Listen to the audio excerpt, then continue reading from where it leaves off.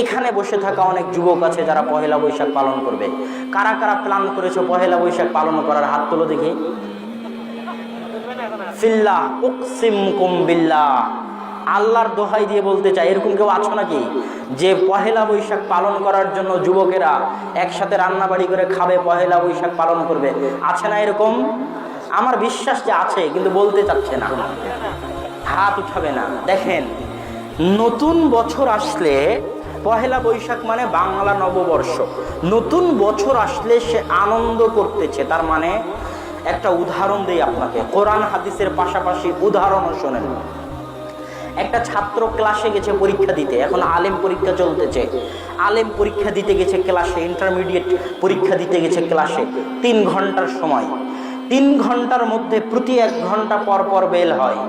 যখনই বেল বাজে, একটা ছাত্র যে প্রশ্নোত্তর লিখতেছে, এখনো 15টা প্রশ্নের মধ্যে 5টা লেখা হয়েছে, 10টা বাকি আছে। বেল পড়ার সাথে সাথেই ওর চিন্তা, টেনশন আরো বেড়ে যাবে না কমবে? বাড়বে।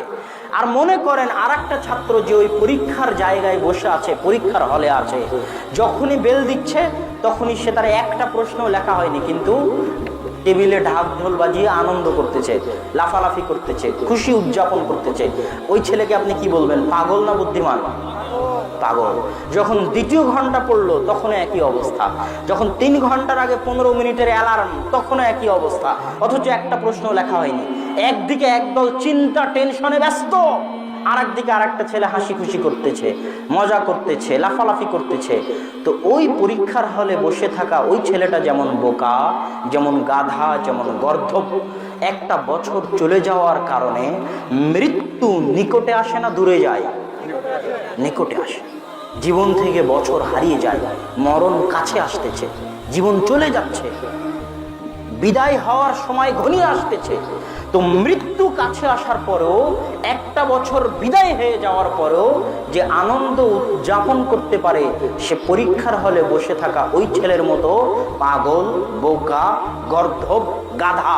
এই জন্যই তো আব্দুর রাজ্জাক বিন ইউসুফ বলেছে যে পহেলা বৈশাখ পালন করে ওকে যদি অশিক্ষিত মূর্খ প্রমাণ করতে না পারি, তাহলে জাতির সামনে বক্তব্য দিব না।